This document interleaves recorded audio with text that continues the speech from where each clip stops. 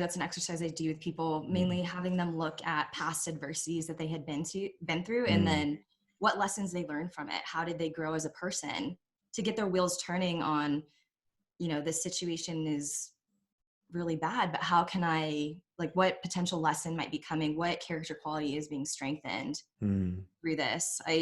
It's funny when I tell people in my program that oftentimes the universe likes to test us, because time and time again, I had one student who, when we did the week on adversity, he said that he had the most adverse week that he had in years. And he's like, everything is going wrong.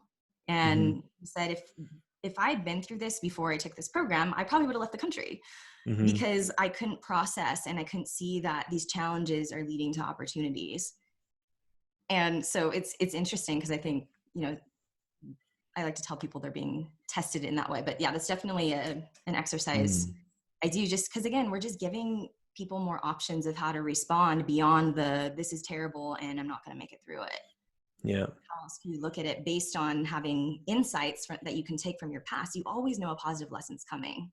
So you can have hope and allow yourself to believe that a positive lesson is coming in the future. Yeah, no, I think that's really important for people to realize, and what you said there about understanding that it's going to come, and so you can learn from it. I think this is why I often kind of like to refer to myself as a student of life, right? Because it's like life will teach you the best lessons if you're actually there listening, waiting to get those lessons. And if you focus, and I think that that's a lot of the message that Stoicism encourages to do. It's like, pay attention, focus. If you focus and you pay attention, and if you let go of the unimportant things, but you focus on what you can control, you will see things that are necessary for you to grow. And I mean, in a way that's almost, analogous to the idea of aligning with nature. It's like, quiet yourself to such a point that you can actually see what life is trying to teach you. You can see that this adversity could be good for you if you'll just stop believing the stories that you tell yourself just for a moment. Just step outside yourself for a moment.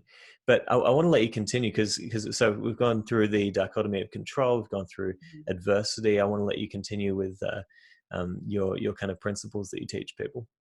Sure. So in conjunction with the law of happiness, obviously positive character is tied into that, since, as we know, the Stoics believe virtue was the only good and the only thing necessary for happiness. But again, when I first started studying virtue, I looked at the cardinal virtues and I thought, okay, wisdom, I feel pretty smart, but I don't have a lot of age or life experience, right? I'm 22 years old.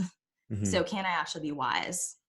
Are there situations where I can actually practice courage? I'm not in the armed forces. I'm not doing anything valiant. And then on the flip side with the vices, I thought, well, I don't think I'm very foolish, right? I try not to, I try to speak well and know what I'm talking about.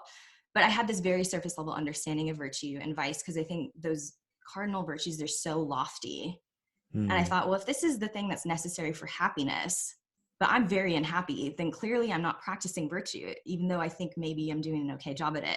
And so I started collecting just information on all of the thoughts, feelings, and behaviors that led me to experience unpleasantness. So I mentioned, gossiping about other people. It's not something that I liked about myself. It was an impulsive thing.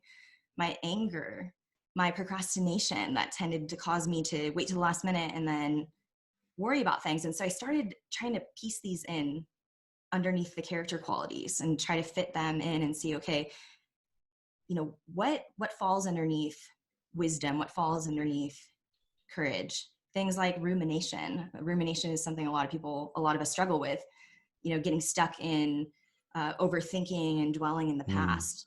Well, I started categorizing rumination under a form of cowardice because it's a fear of moving on.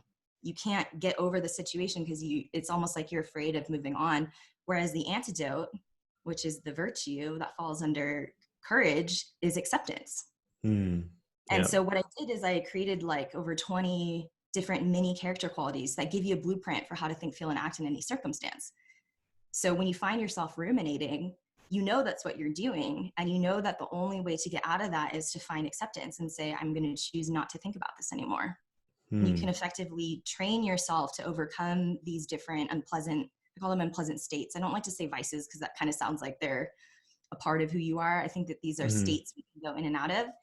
And you practice the character qualities until the quality of having acceptance, which is a form of courage, it becomes part of who you are.